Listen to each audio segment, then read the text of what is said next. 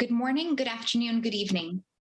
My name is Melissa Nozell, and on behalf of the Religion and Inclusive Societies program at the U.S. Institute of Peace, it is my pleasure to welcome you here today. USIP was founded in 1984 by Congress as an independent national institute dedicated to the proposition that peace is possible, practical, and essential for U.S. and global security. We pursue this vision of a world without violent conflict by working on the ground with local partners. We provide people, organizations, and governments with the tools, knowledge, and training to manage conflict so it doesn't become violent and resolve it when it does. USIP's oldest thematic program focuses on the role of religion in peace and conflict, harnessing the contributions of religious actors, practices, ideas, and institutions to promote inclusive societies and build sustainable peace. We do this through research and direct action, like training and convening. We are so honored to host this conversation today on the intersection of religion, human rights, and peace building with the Office of the High Commissioner for Human Rights. At USIP, we understand that human rights are an intrinsic part of sustainable peace. Human rights violations increase fragility and can be a contributing driver of violent conflict. Religious actors can have a critical role to play in both building peace and promoting human rights. Religious moral values and lessons are often intertwined with human rights principles and can help inform and advance international human rights norms in local contexts. Religious actors, including those formally trained and those who are not trained religious clerics, but motivated by their religious beliefs in their work, including women, men, and youth, are often on the front lines responding to local peace and conflict dynamics. They are often trusted members of their communities and can be voices of moral authority and serve as advocates for the rights of their community members. You will hear today from our distinguished speakers who will share from their experiences engaging with or as themselves religious actors in the promotion of human rights for sustainable peace. You will also hear about resources that are fostering the thoughtful engagement and contributions of religious actors to human rights and peace building, like the OHCHR's Faith for Rights Toolkit, which documents and demonstrates in practical ways the manifold roles of religious actors and factors in this space. I'm now honored to welcome my colleague at the UN Office of the High Commissioner for Human Rights, Ibrahim Salama, Chief of the Human Rights Treaties Branch, to say a few words. Ibrahim, thank you for joining us today and for your partnership for this event.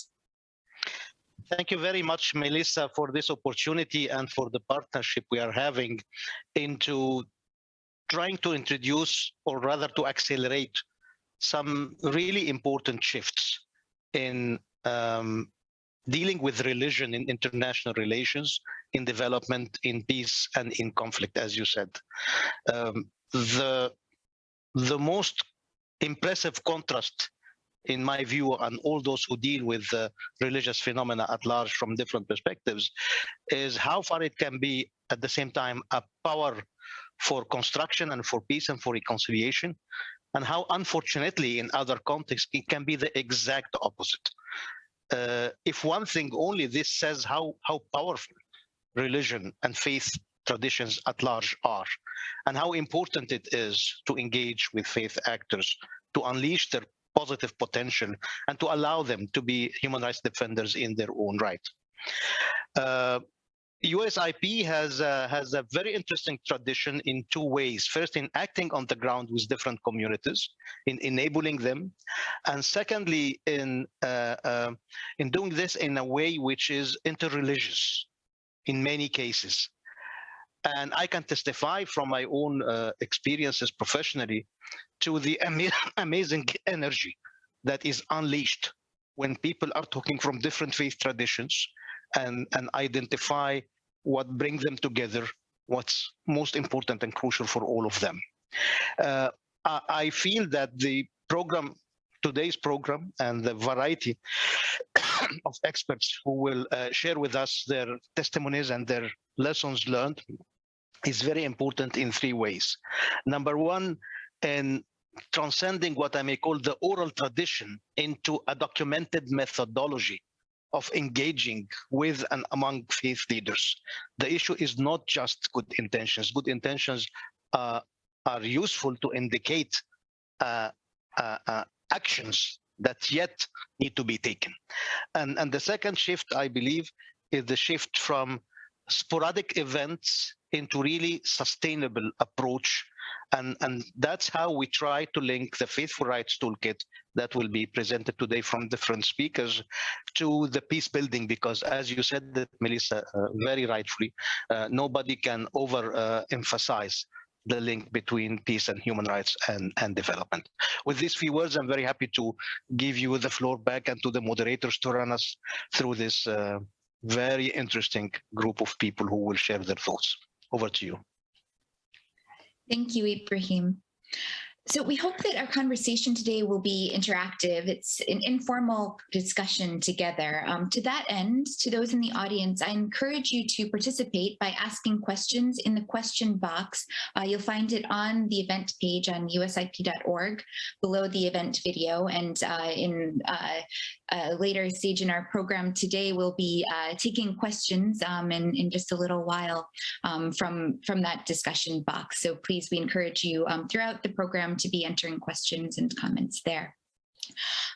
I'd like to acknowledge that in our audience today, we have participants from our latest Global Campus course, Religious Engagement in Peace Building, that we launched recently with Search for Common Ground. This course is a resource that we hope will be useful to many of you at this intersection of religion, peace building, and human rights. And it's a resource that's available free of charge through usip.org, and we encourage you all to take a look and to participate. Now I will turn this over to Michael, my co-moderator today, and he will introduce our first panelist. Michael, over to you. Thank you. Thanks a lot, Melissa, and we're delighted to co-facilitate this interactive peer-to-peer learning discussion. And without further ado, let me introduce the first panelist, and obviously afterwards we will go into an interactive discussion. And as Melissa was saying, please also feel free to jump in and have any questions and comments through the chat function. So Mustafa Bitari, he is a former United Nations Human Rights Minority Fellow. So he himself went through this fellowship program, which before COVID-19 hit was happening in Geneva physically, and now it's in a slightly different shape. He's a Palestinian refugee who grew up in Yarmouk camp in Syria. Now he has been living in the Netherlands and works as a program coordinator and workshop leader for various civil society organizations, including the Spotlight Team International Art. And that's precisely what I wanted to ask you the first question, Mustafa. If you could please tell us about your work with refugees, notably from religious minorities, and also how you in your work use music and other arts for their storytelling, and also in general for addressing what they went through. Hi. Thank you very much for this opportunity. And are you hearing me well? Yeah, cool. First of all, thank you all for this opportunity. And actually, we are working with the most disadvantaged group here in Europe, to be frank, and most of them religious minorities. So we are working in the Azil Zukar Syndrome or in the camps. We are working outside the camps through the art. We are collecting the people between each other to meet, to break the stereotype, to see each other, to talk with each other. Actually, we are building the real peace between these people through the art. So there is many steps that you have to take in these procedures, but also there is many efforts paying by the two parties inside this community. All of them like this kind of procedures, because through the art you are talking with the human, the inside the human, and they are breaking everything in the mind through these shows or music or projects. So as simple as this.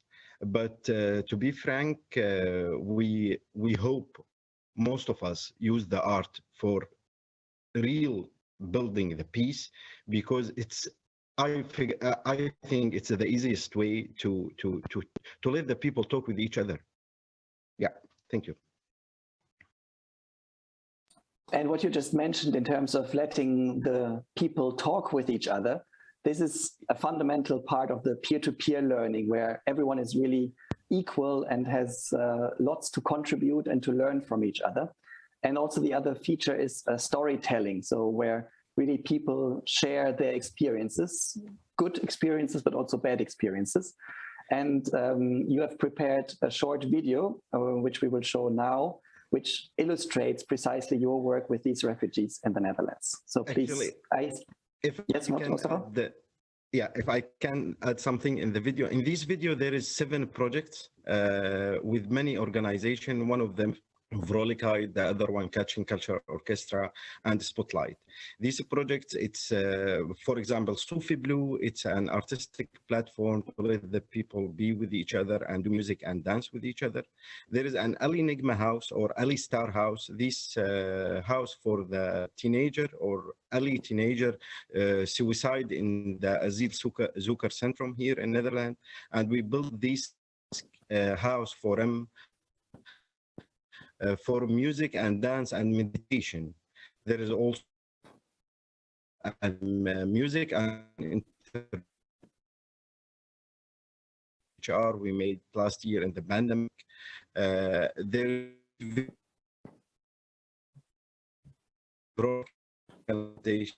name of this video is Two Shadows.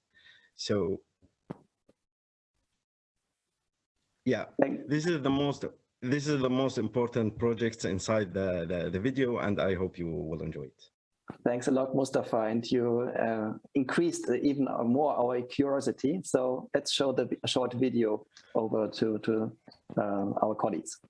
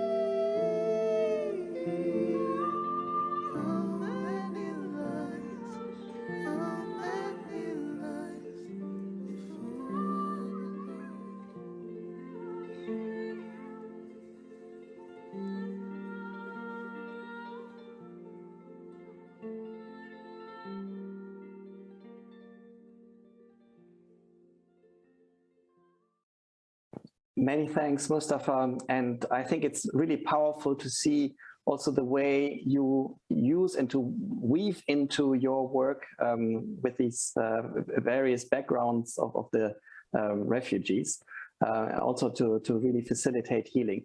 And let me just give you a brief follow-up question, also picking up something that the participants already sent through the chat, referring to also people from different religions who have created social initiatives.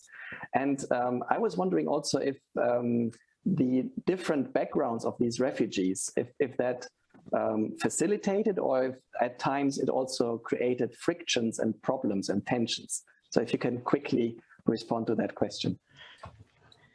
To be frank, I can answer yes, it is. And there's also differences between the people, and our mission or our team try the best to facilitate these differences. We are calling these things differences, not challenging. So yes, we are solving all of these issues, by the way, because through the art you can solve it. Simply you can. Yeah. Thanks a lot for this honest but also positive answer. Let me pass back to Melissa for the second panelist. Thank you, Michael, and Mustafa. Thank you for your important work and for sharing this really powerful video with us. I'd now like to turn to Nosy. She's the coordinator of the capacity building program in OHCHR's Human Rights Treaties branch. Nosy, I want to ask you, how and in what ways do the UN treaty body system, the group of bodies mandated to monitor the international human rights treaties, help to prevent conflicts? And how can human rights advocates, activists, and religious actors use the system? Thank you, Melissa, and thank you for the question. And I'm very pleased to take part in today's conversation. So thank you very much for the invitation. Maybe I can add a bit to what you said in your introductory remarks on the importance of human rights in conflict prevention. And we've seen in the video shown earlier, and also through that history, and also in what's happening right now in many countries, that violations of human rights really at the source of most conflicts and crises, I'd say. And it could be inequalities, power imbalances within a society, a group that is marginalized, social unity that is threatened by direct discrimination, exclusion, repression, or intimidation of minorities, you name it. So I think it's obvious that the protection and promotion of human rights should be a critical component of all efforts of conflict prevention. And we've seen in processes like constitution redrafting, but also in truth and reconciliation processes, that human rights are very much at the base of or at the heart of this initiative. So sometimes it would be adding new chapters on human rights in the constitution, or seeking justice and also holding accountable those that have committed human rights violations. So coming from the branch of the Office of the High Commissioner for Human Rights that deals with the human rights treaties, and then you mentioned the bodies that monitor their implementation, we're very much aware of the role that the system plays or can play or can to contribute to conflict prevention and to sustaining peace. So if I may recall very briefly, that a UN human rights system was actually designed to address the issues that I mentioned earlier on, and other ones, these issues that lead to conflict and crisis, and this was after the world wars. So for that reason, that system, the human rights system, but including the treaty bodies, play a crucial preventative role. And it is at the disposal of states and the international community in general, but also at the disposal of other actors like civil society organizations, human rights advocates, and activists. So on one hand, it has this body of international norms and standards that help frame and can help legitimize grievances, for instance. So when a group sees that what is done to them is a violation of right that is protected by international law, it legitimizes their claims and grievances. And then next to that, you have the system, the various bodies that provide avenues for bringing these claims. So as I say, the human rights system, including the system, are only tools at the disposal of actors. So they would not solve a crisis. They will not on their own prevent conflicts, but I think they are crucial tools. So going back to your question, how do they prevent conflict? First, the system, including the treaty bodies, they are the only parts of the UN, the United Nations, that consistently and regularly assess countries on their human rights record, and including with regard to the key factors that drive conflict and crisis, physical protection, legal protection, political participation, civic space, cultural participation, inclusiveness, and so on and so forth. So as the scrutiny is based on legal commitments that states have freely entered into when they ratified the treaties, I think the scrutiny has a very solid basis for engaging on or challenging or engaging on the difficult human rights concerns without challenging national ownership or sovereignty, because very often those would be the response to states when you look into their human rights situation. So I'd say fewer than 20 states that are members of the United Nations have not ratified either international covenants on human rights, that is the International Covenant on Civil and Political Rights and the International Covenant on Economic, Social, and Cultural Rights. So that means more than 170 countries have ratified these two covenants that provide legal protection against discrimination on grounds like race or religion or language. These two covenants also provide legal recognition and protection of rights to freedom of religion or belief, protection of the rights of minorities, of the right to cultural participation. So these states are subject to an international and independent scrutiny by the two bodies monitoring the two international covenants. So, and in addition to that, we know that all states are parties or have ratified at least 2 human rights treaties, and most have actually ratified most treaties. So this is really this whole scrutiny system that is in place and that can have a preventative impact. Let's say a treaty like the Convention on the Elimination of Racial Discrimination can be used to address discrimination against person whose religion identity has been racialized, for instance. So the other treaties also that cover, for instance, specific groups like the Convention on the Elimination of all forms of discrimination against women, or also the Convention on the Protection of the Rights of Persons with Disabilities, they do provide protection of the fundamental freedoms of these people, so thoughts, opinion, religion, and belief, so on. So on your other question as to how human rights advocates, activists can use the system, this scrutiny exercise that I described by treaty bodies is actually a participative exercise.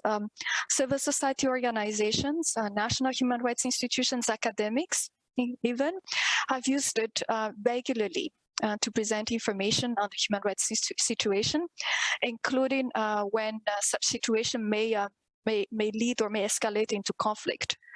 And then I know that for several years now, the religious actors are a group that the Office of the High Commissioners has specifically sought to mobilize to engage with the UN human rights mechanism or the treaty bodies.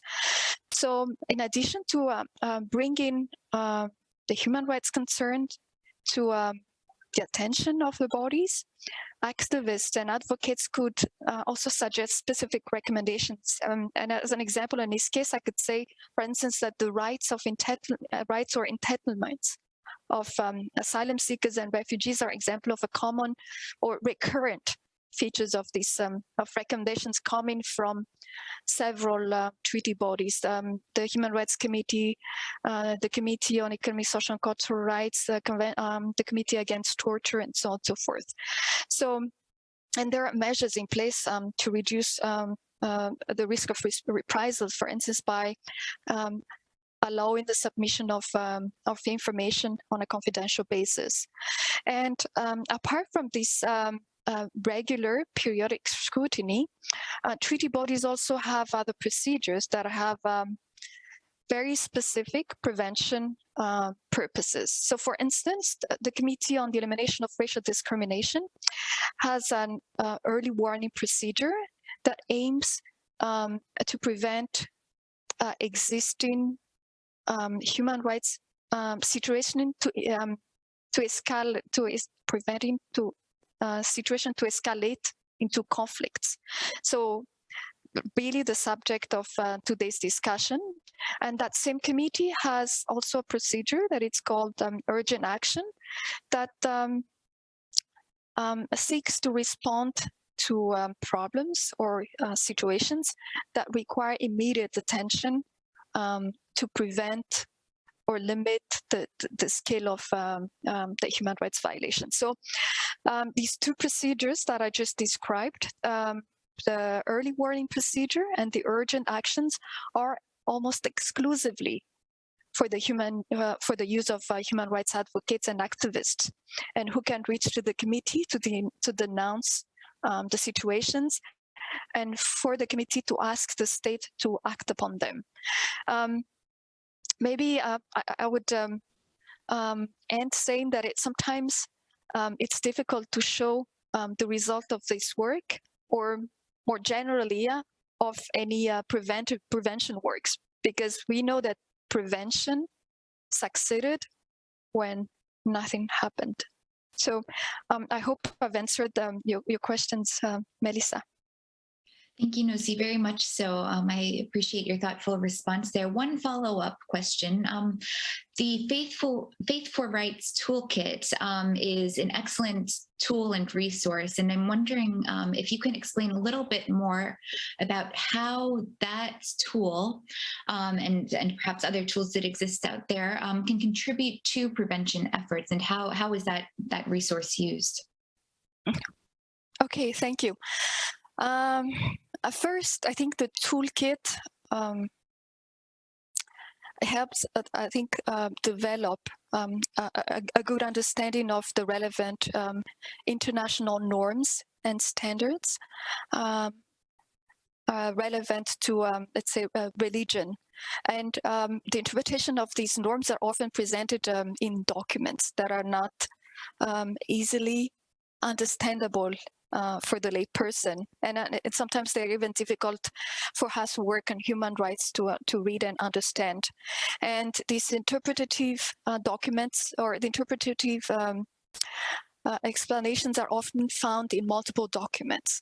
So a tool like the Faith for Rights unpacks these norms that are found in multiple treaties and put them in one place, and the toolkit unpicks the connection between religion, beliefs, and human rights in a clear and actionable way. So in this sense, I think the toolkit is groundbreaking.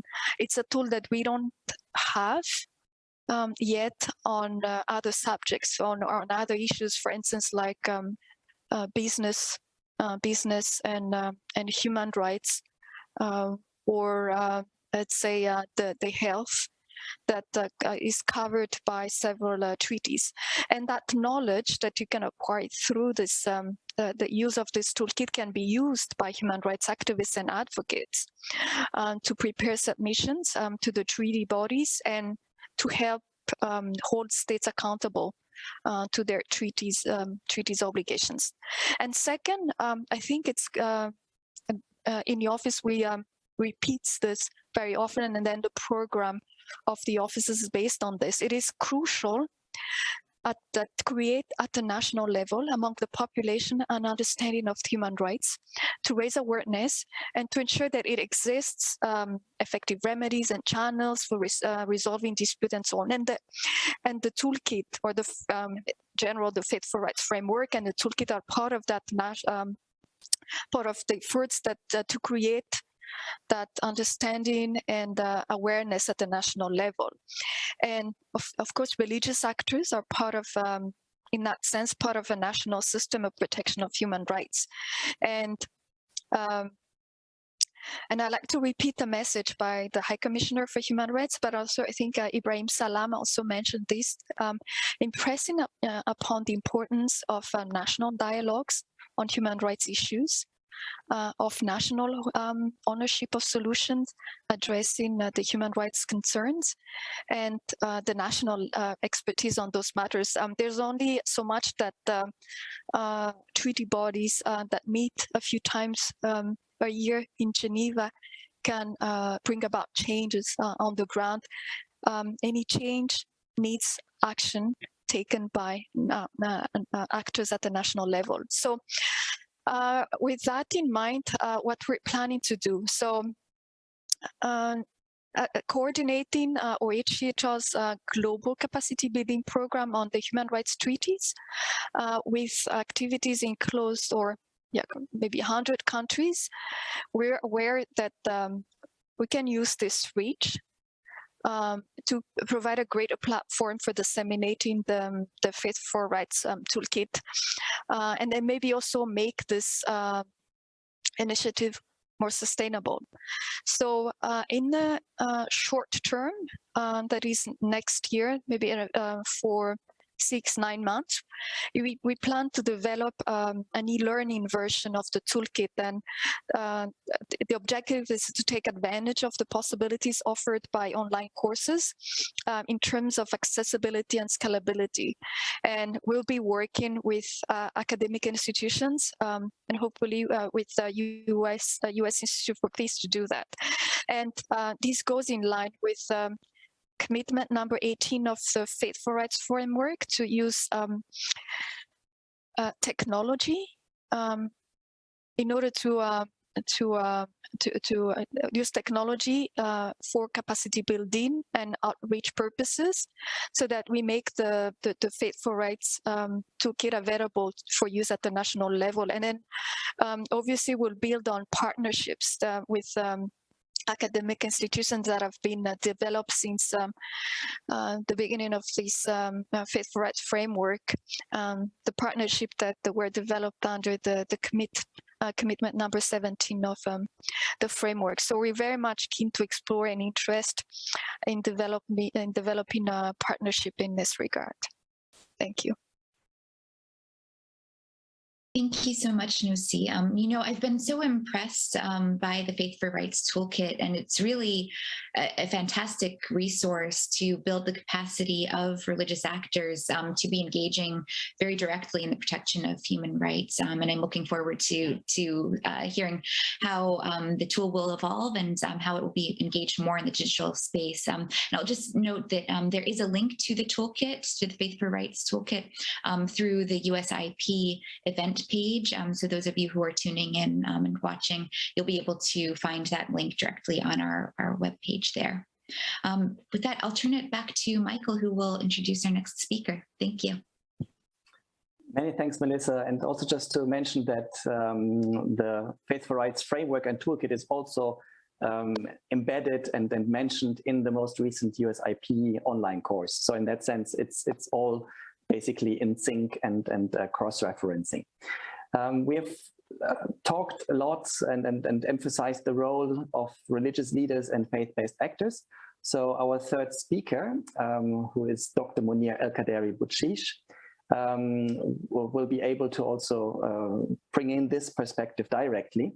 He is the president of the Foundation Al-Multaka in Morocco and director of the International Sufi Forum.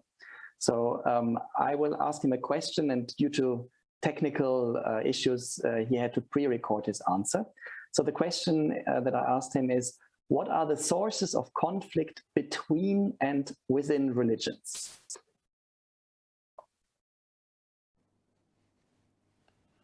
First of all, allow me to thank Mr.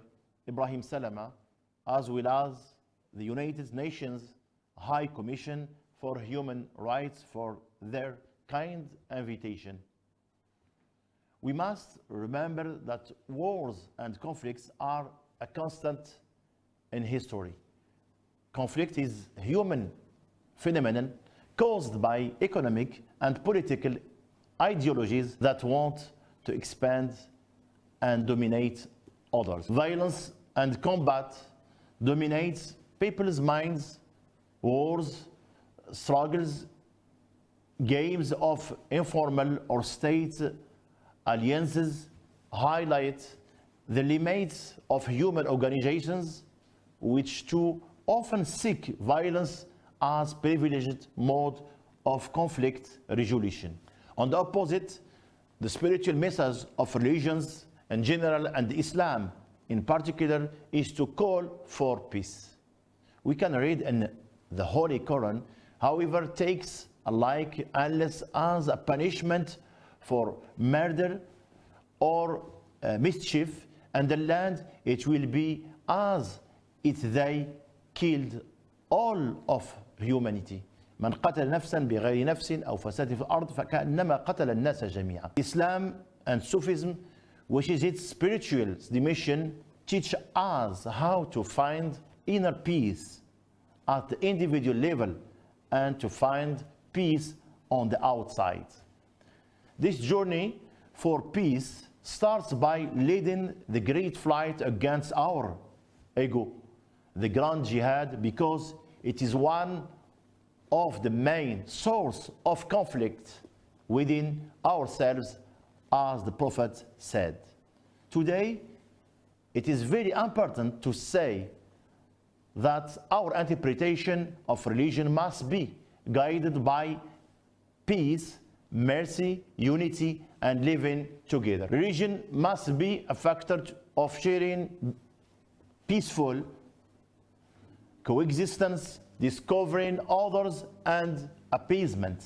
In Hadith, the Prophet, peace be upon him, said, God, the compassionate one, has mercy on those who are merciful. If you show mercy to those who are on the earth, he who is in heaven will show mercy to you. الراحمون يرحمهم الله ارحموا في الأرض يرحمكم من في السماء.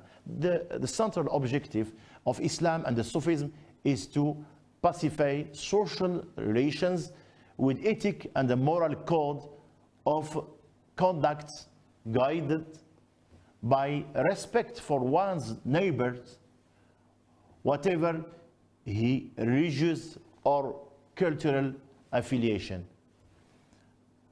For the great Sufi master Ibn Arabi, peace and mercy are central universal values when he said, encompassed by mercy and gentleness, all animals and all creatures do not deprive anyone who asks for help, even by a good word, even by a good word. Finally, I must say that the practice of Sufism, whose is the station of excellence in Islam, مقام الإحسان in Arabic, is an antidote against conflicts. It helps us create bridge between people and societies. Today, it is necessary to create such platforms of dialogue to create links between different faiths. Let me finish by thanking you for your efforts in this direction. Wassalamu alaikum wa rahmatullahi ta'ala wa barakatuh.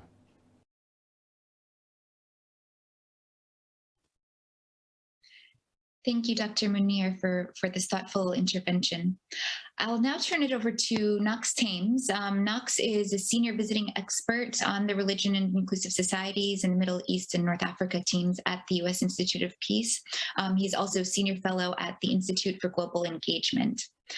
Knox, I'd like to ask you, in what ways are religious actors well positioned to advocate for human rights? And given your wide experience in this space, where have you seen some examples in maybe some specific context? And I'll say we're seeing some questions come into this effect. So I'm wondering if you might speak to some examples. Thank you. Great. Well, it's great to be here and to be speaking to this wonderful issue, and salute the great work of our colleagues at the High Commission for Human Rights in Geneva for focusing on how faith actors can also be rights advocates. And in my work over the past couple of decades, focusing on religious freedom internationally and issues of protecting religious minorities, I think the missing link has been religious leaders, faith communities to advocate for the other. We've seen progress made with more governments coming into the work of promoting freedom of religion or belief for everyone, everywhere. We're seeing parliamentarians from different political philosophies, different religious backgrounds, different regional regions of the world joining this cause to promote freedom of thought, conscience, religion, or belief. And NGOs, the advocate community has been there, of course, for a long time, in touch with the persecuted, bringing that information to policymakers. And so the next step, it needs to be bringing religious actors, religious leaders into this work, focused on protecting the inherent dignity of everyone to pursue truth as their conscience leads. And why are they important? Well, they have such a strong moral voice. They are community leaders. They can speak to their societies in ways that certainly international actors can't, that in fact, elected leaders, government officials are often very attuned to the views of religious leaders and are looking for them for guidance. How far can they go to lead their society forward to create more civic space for diversity of thought? So there's been progress made in this. It's sort of at one step in setting the framework. So you go back for Catholicism with Vatican II, that transformed the position of the Roman Catholic Church to being an advocate for religious freedom. More recently, we've seen, thanks to the leadership of Sheikh Abdullah bin Baya and the Marrakesh Declaration, talking about, in an Islamic majority context, the right of non-Muslim minorities to be treated as equal citizens. And then just 2 years ago, the really remarkable event in the UAE where the Pope and the Grand Imam of Al-Azhar came together to issue the document of human fraternity, talking about how these two great faiths have a common shared view of the inherent dignity of the individual, which includes freedom of conscience. So that's sort of setting the framework. Those have been positive steps. And now I have experienced sort of the second part of where faith actors have set an example, where they've been that advocate on the ground. I remember when I was working at the State Department, I visited Sri Lanka, and I was in the capital, Colombo, and I was meeting with Muslim leaders and evangelical Christian leaders at the main mosque in downtown Colombo. And it was they were both experiencing problems. And what was so remarkable, each community leader took time advocating for the other. So the Muslim leaders were saying, we've got a lot of problems, but these Christian minorities, you should help them. They really need your help. And the Christian leaders were saying, no. Yes, we've got some problems, but the Muslims are really being targeted for attacks and violence. You should help them first. And I thought that was such a great example of communities from different backgrounds who would have deep theological disagreements coming together around the idea of human dignity, of the inherent rights of every individual to pursue truth. I've seen that in other places with Muslims protecting churches, Christians advocating for atheists, Hindus advocating for Muslims and Christians. And these are the positive steps that we need to see more of. And I think this is where the Faith for Rights Toolkit, this Faith for Rights movement that Ibrahim and Michael have been such leaders in is exciting and is needed. Because here you're starting to sort of translate these dry, technical, UN documents into tools that faith leaders on the ground in situations of instability, human rights abuses, they actually can use them. They can take what's been established at a global level and apply it to a community level. And if we can get that growing, if we can see those roots really go down deep into the soil, then we're really going to be getting into a new phase of human rights advocacy where I like to say there are 4 legs to an advocacy stool: governments, parliamentarians, NGOs, and religious leaders. If we can get the religious community fully engaged, then I think it'll be a benefit to so many suffering people around the world.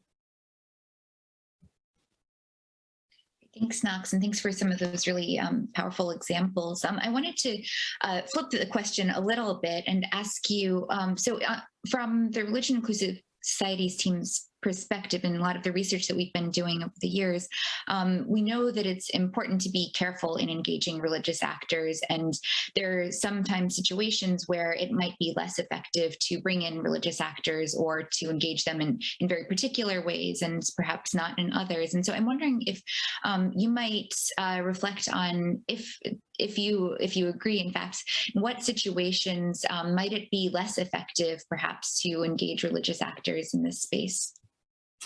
Well, I think at one level, we need to be mindful that governments don't try to manipulate religion to achieve some sort of political goal in the temporal, to use the spiritual to achieve something in the temporal.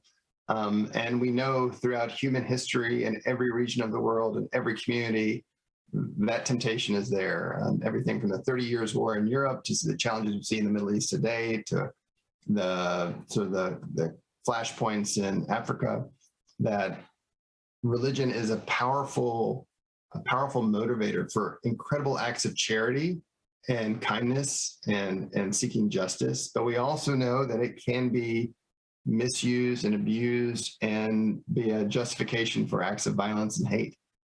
So it's incumbent that those who are working on human rights issues, either from the governmental side or civil society side, are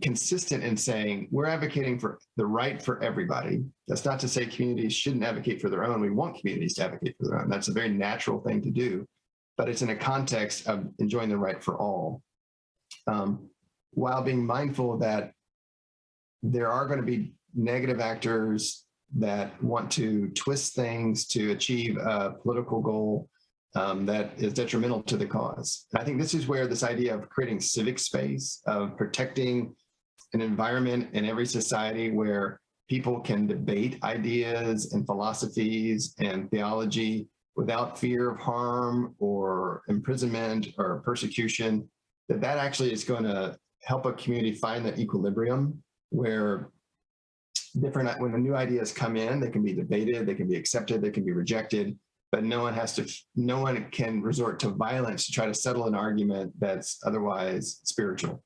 And that's hard, though, because we've seen in a lot of contexts where there's weak rule of law, there's failed or failing states, those protections aren't there. And then you see the loudest, usually most extreme voices coming to the top because they're willing to use violence to promote their ideology.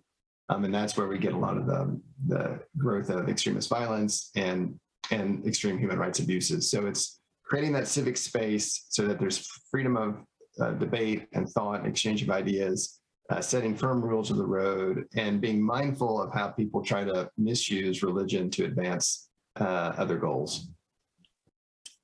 Picking up your point, Knox, about creating this vital civic space and freedom of expression and freedom of religion or belief, let me also introduce one of the questions that just came in through the chat. So thanks a lot for that question. And I'm reading it, and perhaps I will address it also to Ibrahim, because he has been working on this for years. So the question is, I'm trying to visualize what the toolkit might look like in a practical sense. Could you provide an example of what this actually looks like? And what would be a sample statement or a question? And if I just may add, what are your experiences in piloting this over the past 2 years in the COVID-19 context? Thank you, Michael, for this very important question. I think the main difference between the Toolkit on Faithful Rights and what I may call the traditional ways of approaching religion is that religion is usually top-down. It's predominantly about submission to something higher. And it's very rarely about debating these fundamental issues. So allowing or introducing critical thinking into the religious sphere is one of the main innovations here, which is done very respectfully. As Melissa said, at times one has to be very careful about approaching religious issues, not to offend people or have a counter effect by involving them in the wrong way. So in a very respectful way, the Toolkit provides methodologies and models and examples of exercises that faith actors are recommended to use into their own engagement within their own communities, and particularly on an interfaith basis. It's really hard to ask religious actors to stop preaching, but it's not far from that. It's transcending preaching into reflecting together. And I think the whole idea of religion, it's a deep conviction, but at the same time, it's a conviction which does not deny reasoning and which does not preclude others' rights to believe in different things. So if you really have, and Knox mentioned this with a very concrete example, I think the main test of a genuine faith is the moment when you defend people who believe in other faith traditions with the same vigor. Rather than defending yourself. It's at this point in time when I personally feel that this faith speaks to me personally, whatever this faith is. So to come back specifically to the question, we take any issue of attention between different faith traditions or between them and human rights, abortion, speech that might incite to violence, excommunication, judging others' theologies or religious thoughts in a manner that might lead to discrimination against them. And we take these misgivings or misactions or manipulations of religions, and we try to provide exercises in the form of unpacking, in the form of storytelling, in the form of case studies, to discuss it from different perspectives without a preconceived conclusions, without the right and wrong at the beginning, but people reach it at the very end. I don't know if this transmits it or not, but to link this question, Michael, to another question about the availability and in different languages, we are working on the toolkit. It's now in numerous languages, maybe 4 or 5, Michael will correct me, but we are working on soon launching the French and the Arabic version for the participant who asked why there's no Arabic. It takes much more time to bring all these nuances into the Arabic languages, but we are working on it, and this will come. But the main shift is critical thinking. The main shift is nobody is higher than the other. The main shift is nothing should be taken for granted, even in the name of belief. You have the right to put aside your mind if you so wish, anybody, and believe in something, but others are entitled to question it, and you should be able to engage with them. And my personal experience is that it's amazingly empowering to allow faith actors from different traditions to address thematic issues from different perspectives without a preconceived or an imposed or a top-down prediction on what should be the final solution. It's this intellectual suspense about what is the most rational way to deal with these issues. And you will find that at the end, almost all faith traditions have a very valid angle that adds value to the understanding of any social issue. It's difficult to transmit this. You need to try the toolkit in terms of engagement, and that's why the whole exercise of peer-to-peer learning is based on mutual literacy that is needed between the faith camp, if I dare to put it this way, and the rights camp. Again, if I link it very quickly to the question from a colleague in Bulgaria about why is culture not used, I think it's another fundamental question, very much related to the question on the toolkit. Why is the toolkit conceived in such a dynamic way? Because you have 3 terms of reference or 3 channels of communication, of engagement, of prevention, and of resolution of conflicts. You have the law, you have faith at large, including religion, and then you have culture. The problem is that at the multilateral level, there are silos most of the time. And one of the main aims of the toolkit is to break these silos and to create a horizontal link between culture, faith, and law. Law is too boring unless it really factors those to which it's supposed to be applicable. Lawyers need to realize the limits of law and appreciate the richness of culture and the power of faith. Over to you. Many thanks. And as you rightly mentioned, law is not everything and really needs to be complemented through other forms of communication, and their art and what Mustafa was showing, and also spirituality, what Dr. Sidi Munir explained as important. Let me pick up quickly one question coming from the chat box addressed to Knox. Thank you for sharing those comments, and capturing those examples is important and has been a point of conversation. Do you know anyone trying to track those data points? And I think that's really a fundamental point. So over to you, Knox. There are a few sources that I've relied upon, but none as specific as probably you're looking for. And I think that's a space where we can always have better data, more precise data. But and I'm a bit biased here, but the State Department International Religious Freedom Reports always have a section that looks at societal actors, the good and the bad. So not just the practice of governments. It covers every country in the world except the United States. The United States has its own reports from our Department of Justice that does similar activities. But those reports are very comprehensive. They rely on firsthand information that have been gathered from U.S. embassies. So that's a good source of information. Secondly, the Pew Research Forum has been doing really innovative work to bring together different data points to analyze the state of government or societal hostility towards religion in every region and country of the world. And there's about a 2-year lag on their findings, but they're still very influential. And they seem right, that they continue to find very high levels of hostility towards the free practice of faith by governments and or societal actors in every region of the world. It's the last statistic, if I recall correctly, almost 3 out of every 4 people live in a country with very narrow lanes of permissible religious activity. That doesn't mean 3 out of 4 people are being persecuted, but rather if those individuals step outside of those established frameworks, either by government or society, they're going to immediately feel a backlash or a negative reaction from authorities, from their neighbors, or both.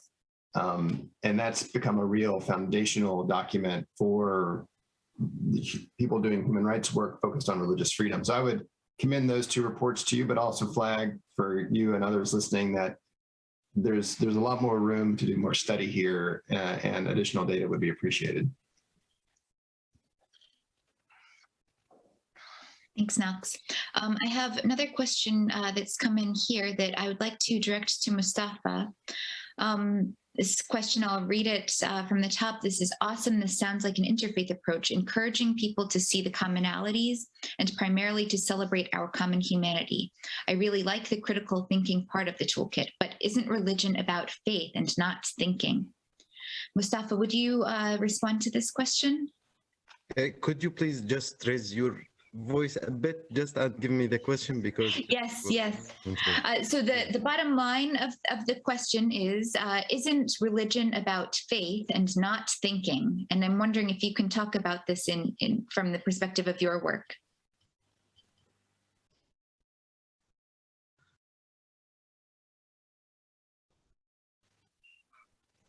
I'm not hearing you. I'm sorry. I'm not hearing you.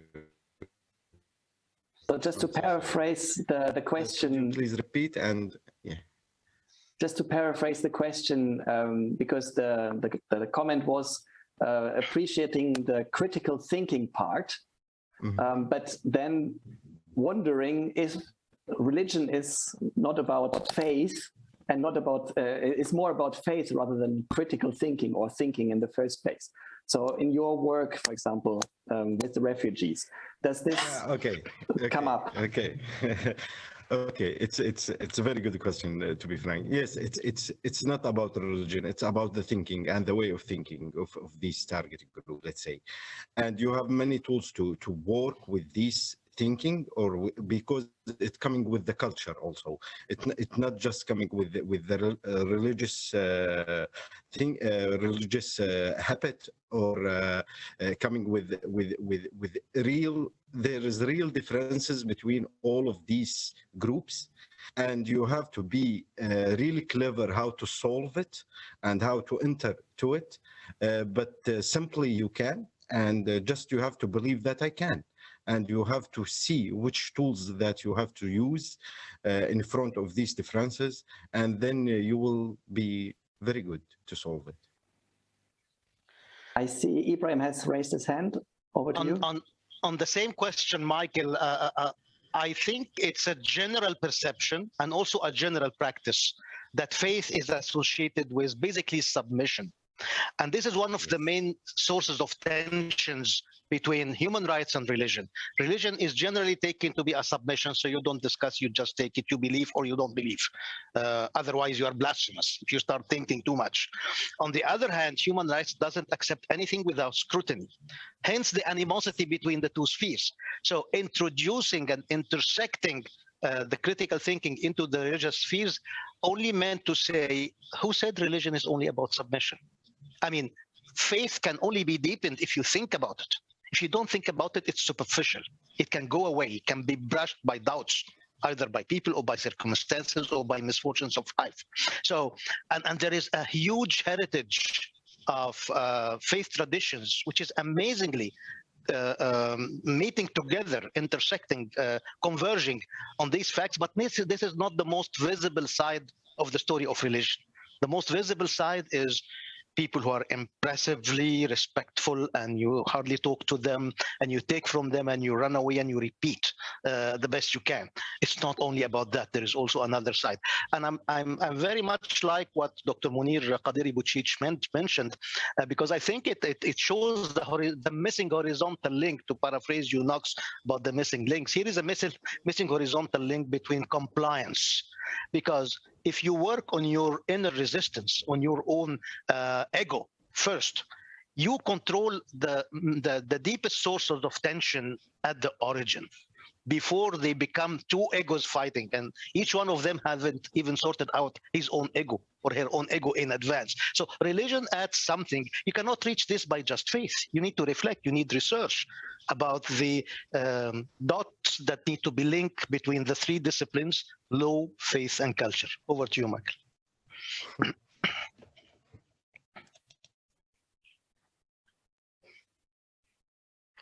Great, thank you. And I've seen some questions come up about if there will be a manuscript or transcript available of this event. And I'd just like to mention that this event has been recorded, is being recorded, and it will be available through the same website, the event page on USIP.org, from which you're able to watch the event today on YouTube. We'll also be linking the recording to the Faith for Rights Toolkit, as well as to USIP's Global Campus course on religious engagement and peace building. So we hope will be also a resource that that you all can turn back to as you'd like. I'll also mention our hope to continue collaborating in this space and welcome opportunities to engage at this really important intersection, and hope that this is only the start of a bigger, important engagement here, and look forward to engaging many of you in the audience as part of some of those conversations as well. I'd also like to mention again that the Faith for Rights Toolkit is available online. I know there have been some more questions about how to access it. It is linked in the event page on USIP.org. I think it's been added to the chat there as well, in the Q&A chat. And in addition, you can find it simply online by Googling Faith for Rights with #4 Toolkit and OHCHR, and it should come up there as well. And of course, it's linked also through our Global Campus site.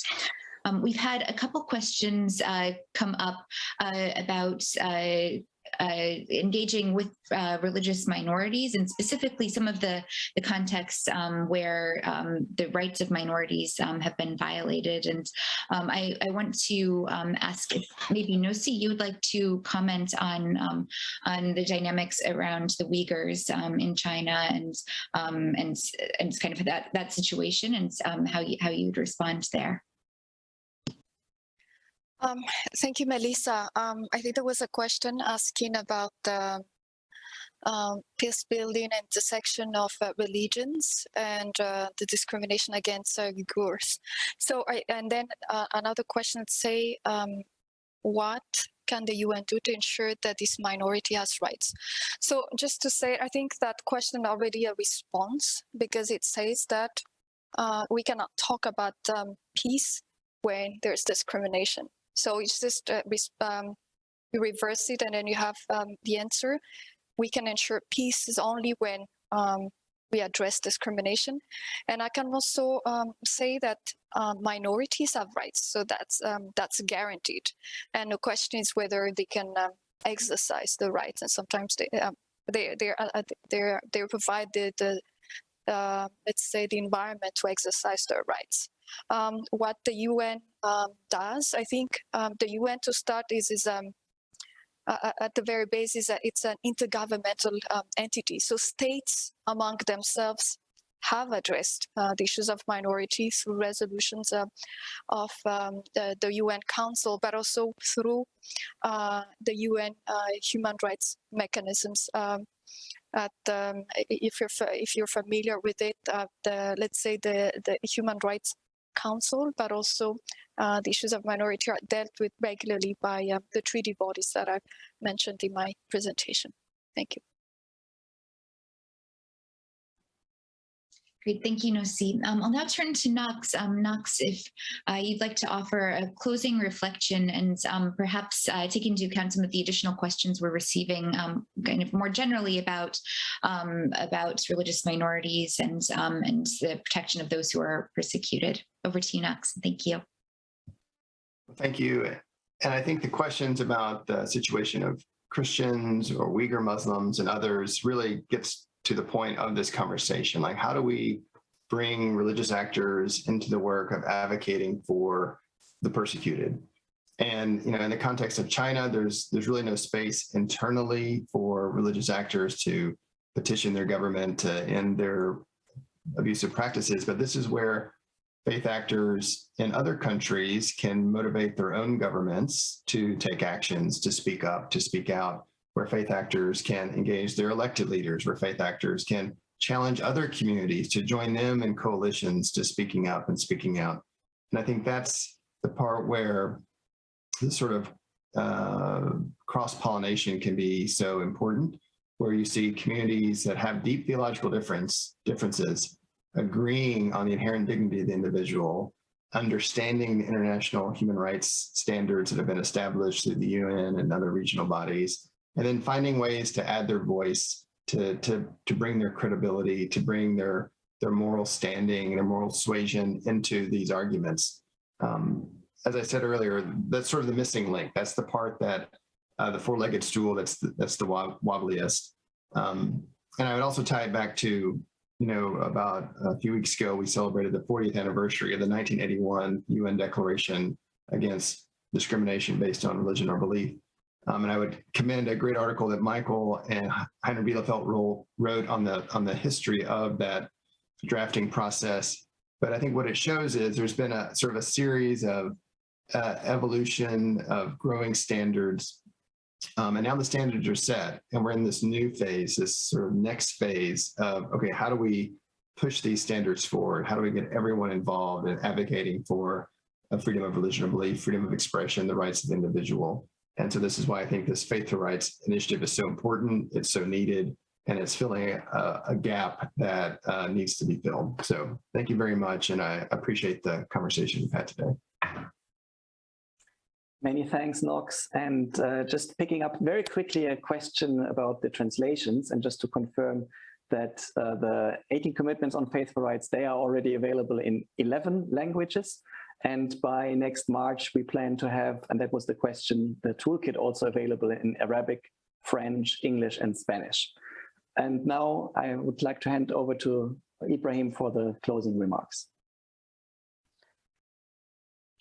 Just two quick remarks, both emanating from the chat box.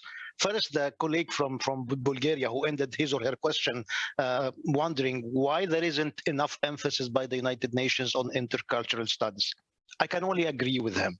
And again, my explanation is the silos, and that's why we try to design the Faithful Rights Toolkit to become one of the examples that can be built on in this directions. My second closing reflection is the importance of art. And here I'll be quoting Mustafa, and actually seeing is believing, as people say, and you can disagree on ideas, but on the same ideas, you can never disagree on the beauty that you feel when these ideas are expressed, even if you disagree with them.